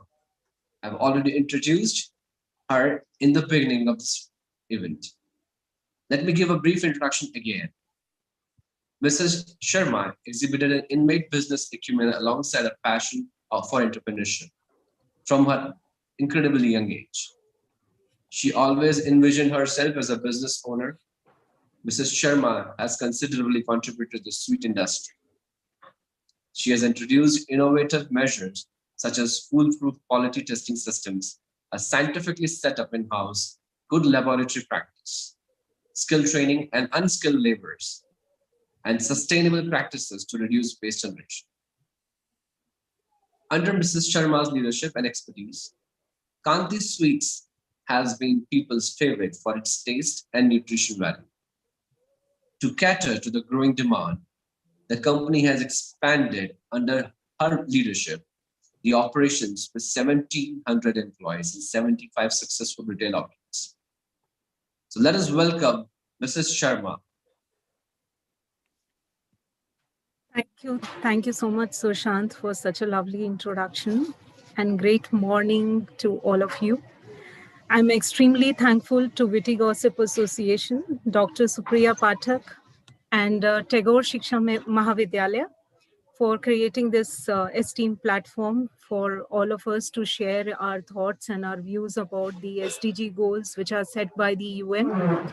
On behalf of Kanti RPS Memorial Trust, I take this opportunity to extend a heartfelt thanks to all the eminent guest speakers, audience, organizing team to highlight, initiate programs, trigger thoughts through words of wisdom to improve mental, spiritual, and physical health and develop ways to deal with adversity caused by hunger, making all of us feel more positive emotionally, relishing good experience of strong relationships. I believe every dreamer is not a doer, and every doer is not a dreamer. So we are lucky here to have a team which has the caliber of doing both things simultaneously well, to let our dreams unravel happiness in lives of those around us. Poverty, hunger are something which are really difficult to deal with, but yes, it can be achieved when each of us make our contribution, take care of people living around us, and it bring an association with the organizations with broad visions, new horizons, create new teams, take up the responsibilities with triumph of heart over logic. Brick by brick, we together have to build an enviable team which repeatedly reminding ourselves that there are more opportunities ahead. I wish good luck to each and every one of you, and I believe that all of us will make it happen. We will all work together as a team to make sure and ensure a good, livable condition for people around us and make it a better planet to live. Thank you so much. Thanks a lot.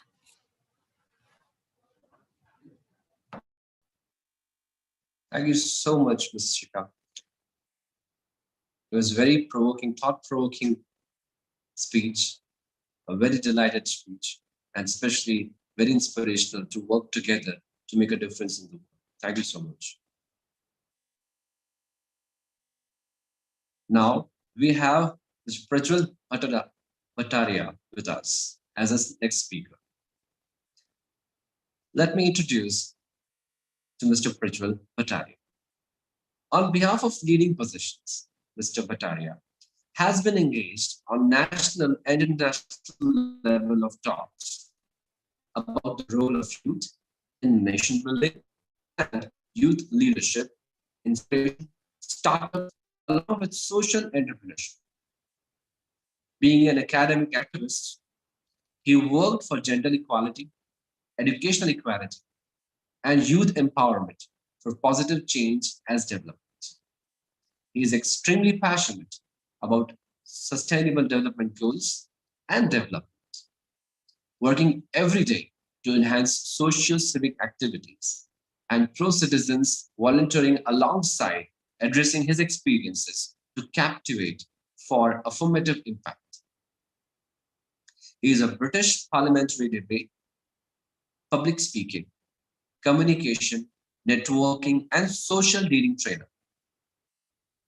Mr. Bhattaria is a diplomatic and motivated socio-academic activist, an explorer and multiple-time world record holder who's creative on motif, project, poetries, animation, designs, and much more. So let us welcome Mr. Prajwal Bhattaria to present his thoughts. So, okay, thank you so much, Sushant sir. Am I audible? Yes, sir. Okay, so very warm good morning and greetings and namaste all the way from Nepal. This is me, Prajwal Bhattaria. I do work as a social entrepreneur and academic activist here in Nepal. There might be some disturbance on my background because the construction work is going on my neighbor. Okay, so thanks for warm invitation on Global Peace and Sustainable Development Summit 2021. And this session is being so insightful and it's really worth listening to brilliant speakers across the globe. And thank you, Dr. Supriya ma'am, for wonderful opportunity for letting me share this panel as a guest speaker. So yeah, here we are talking about zero hunger, which is a goal of sustainable development goals. And the sustainable development goals are also known as the global goals, which calls for the collective actions to end all social differences and like safeguard the planet and to make sure that all peoples are able to experience peace and prosperity. Leading to a collective development on a global state. Yeah, talking on the note, in order to maximize this impact, the Zero Hunger Challenge, the United for a Sustainable World, makes us understand that together we can build a world where everyone has access to safe, sufficient, and nutritious food. Yeah. And this can also lead a healthy and productive life without compromising the needs of future generation. So like talking on this topic in the time when the food production has flourished and developed countries produce more food than ever, there are almost 800 million people in the world who do not have enough food to lead a healthy and active life. So talking about hunger, the only acceptance number is zero. So in order to achieve this goal, the Zero Hunger Challenge has proposed the 5 elements, which we will be discussing. So yeah, first of all, number 1 is zero stoned children less than 2 years and 100% access to adequate food all year round. And the third number includes all food systems are sustainable, and fourth, 100% increase in smallholder productivity and income. And fifth number is zero loss or waste of food. So in order to transform our food system and end hunger, we should go with the United Nations released a new agenda plan of 2030 for sustainable development plan, which includes five major things, like five major development plans. The number one includes the end to malnutrition in all forms. Malnutrition is it is outcome of poverty and inequality. So which should be end in all other forms, through multi-sectoral approach, which includes the nutrition sensitive healthcare, water, sanitation, education, agriculture, and social protection. And along with empowerment, we can end the malnutrition. And the second number includes the assess, educate food and healthy diets for all people all year round. Balanced diet and healthy diets and diverse diets is really necessary. So third number includes all food system are sustainable. Like all food system must be sustainable, because sustainable food system delivers the food security and nutrition for all in a such way that economic, social, and environmental basis to generate a food security and nutrition for future generations. So yes, this is really important, and the effects of climate change require the sustainable and climate compatible farming practices should be also there for sustainable food system. And fourth number includes that we should adapt the food systems to eliminate loss or waste of food, because minimizing the food loss during the production, storage, and transport, and the waste of food by retailers and consumers, and empowering the consumer choice, commitment by producers, and we will also adapt the food system to eliminate the loss and waste of the food. And the last number includes that we should end the rural poverty, and we should double scale producer incomes and productivity for achieving the zero hunger, zero hunger goals. So yeah, in the world of plenty, like no one should be hungry by 2050, because I read one fact: by 2050 there will be 9 billion people in the world. So we must work together to ensure that everyone gets the food that they need. It's now up to everyone, including government, business, civil society, farmers, and individuals, to join together and eradicate hunger in the world. So this is because when zero out hunger, the possibilities become infinite. So together we can. And sharing my experience, I have been contributing to the academic field and on social field by my own very organization, which is Scholastic Foundation Nepal and Delight Group Nepal, which has been actively functioning to introduce and spread the essence of sustainable development goals to the need of public speaking, digitalizations, some of the policy level parliamentary debates, awareness, social work, social entrepreneurship programs, and innovative academic programs, and so on. So we have also introduced one Greenies, which is 5 nutritious concepts as a social entrepreneurship program through our organization. So on the final note, the representatives of governments, civil societies, and academic institutions and private sectors should take ownership of this ambitious agenda to discuss and embrace a tool for the creation of inclusive, fair societies, and together going through this plan SDG goal number 2 to supporting the zero hunger goals. So yeah, we just need a leap of faith, and together we can make a change. We should also, because the zero hunger comes up with the foods, and food defines the human experience. So we must draw upon these inspirational and some of the good works to build a viable companies transforming food and food system in the next decade and beyond.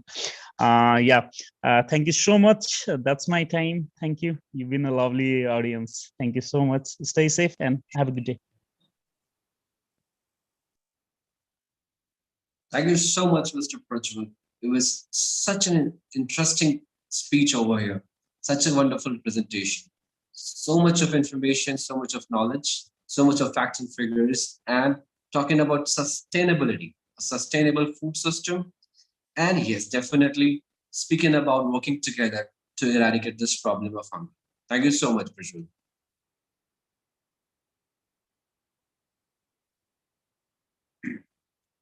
And finally, we have a last speaker on the page.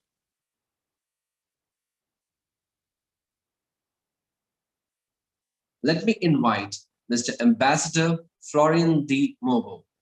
He has 12 doctorates, 12 international certificates, 40 publications and conference papers published all over the globe.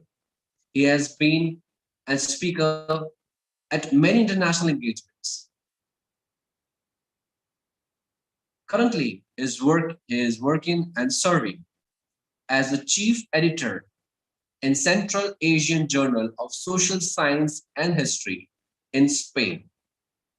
Also, he is serving humanity as a country ambassador for International Human Rights Movement, Geneva, Switzerland. Let us welcome Ambassador Florian D. Mobo. Good morning. Morning, sir. Am I audible, sir? Yes, sir. Very clearly. Thank you so much for coming. I'll just share my presentation, sir. So,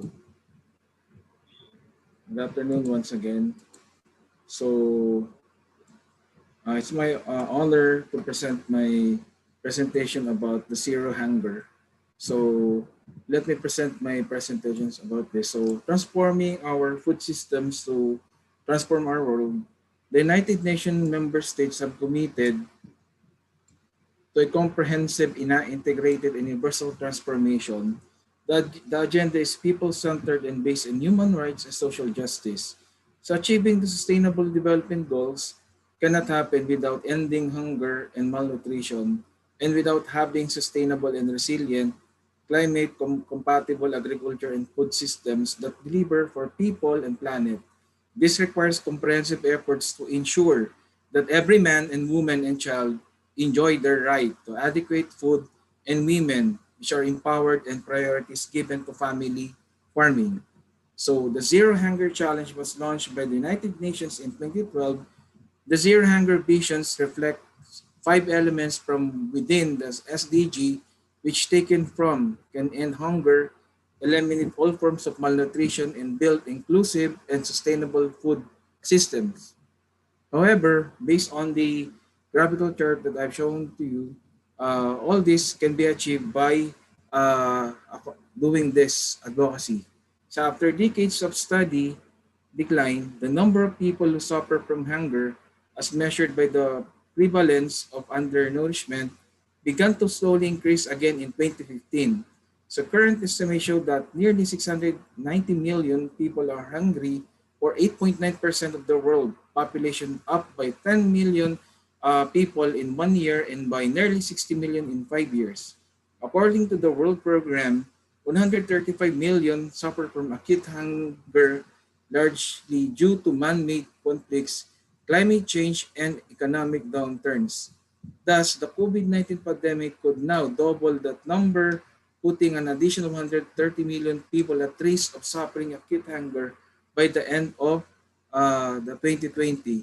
So when talking about hunger, the only acceptable number is zero. So in order to achieve this goal, the Zero Hunger Challenge has proposed 5 elements. So the first one is zero stunted children less than 2 years old, 100% access to adequate food all year round.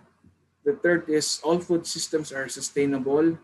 The next is 100% increase in smallholder productivity and income.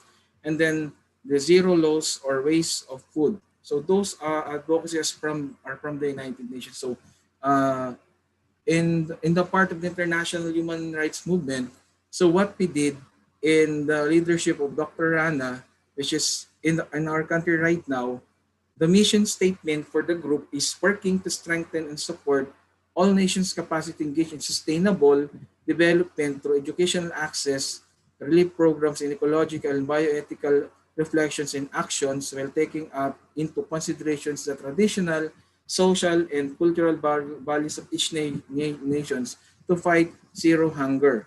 So thus, one of the objectives of the group, of the IHRM, This is to help the people of world who are suffering from the economic devastation due to collapse of employment, infrastructure, tourism, handicraft, light industry, and disappearance of public sector jobs under the current upheaval in the state.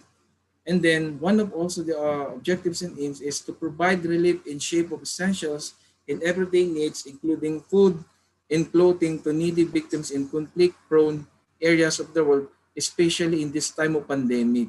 So one of the advocacy of the group right now is the IHRM Philippines in action to zero hunger is the IHRM Philippines headed conducted a feeding program in partnership with the Pastoral Care for Children with more than 50 kids and parents held at St. Anthony Padua Parish, Matain, Subic, Zambales.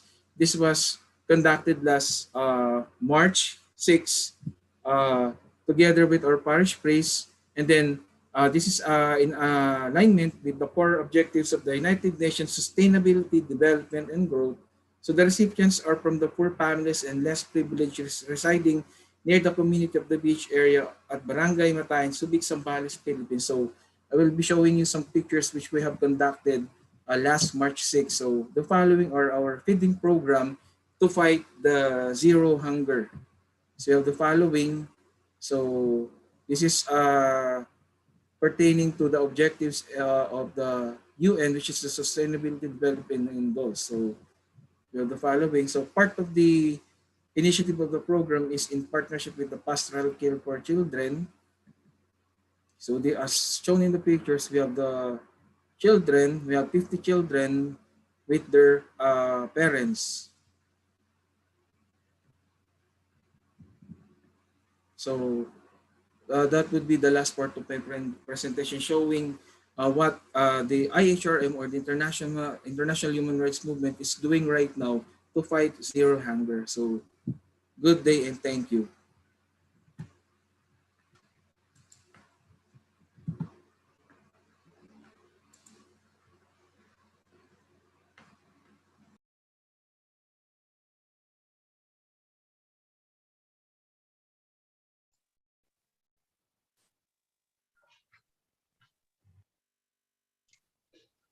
Thank you so much, Dr. Farnan, for such a wonderful presentation and giving us the statistics, exact statistics and direction how we can work on this problem of hunger and we can eradicate this from the root. As well as thank you so much for giving us solutions to achieve this target of Sustainable Development Goal 2, that is zero hunger for the world. Thank you so much.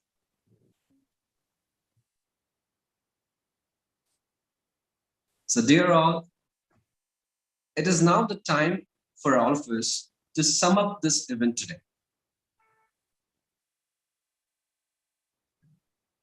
On this day, we have discussed about the Global Peace and Sustainable Development Summit 2021, where we have addressed the goal number 2, that is zero hunger. I thank our collaborators, Tagore Shiksha Mahavidyalaya and Kanti RPS Memorial Trust Arogyam. I also thank Witty Gossip Association, especially Dr. Supriya Pathak, for giving all of us this platform to share our thoughts and ideas and bring us all together to solve this global problem of hunger. I would like Dr. Supriya Pathak to conclude today's event. Thank you, Sushant, sir. I must say you moderate wonderfully.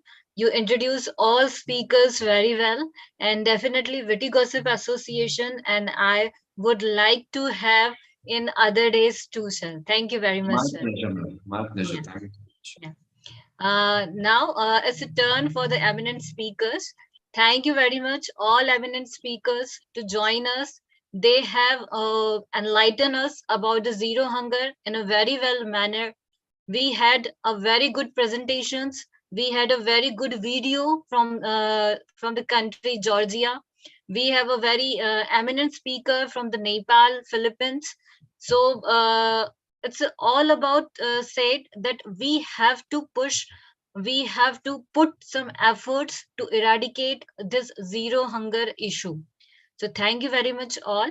And on behalf of Dr. Ashish Moide, our founder, president, and our CEO, Mr. Umesh Kushwa, I would like to thank everyone to join here. And now it's a time to say goodbye. And definitely we will meet you on a third day, April 3rd. And we will address the issues of happy health well-being. So please join us on a third day also. Thank you very much.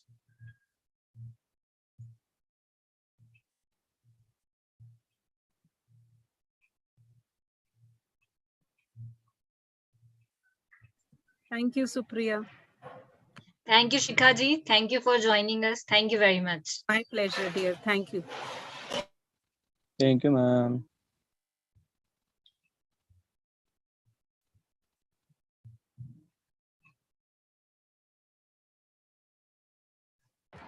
Thank you, ma'am.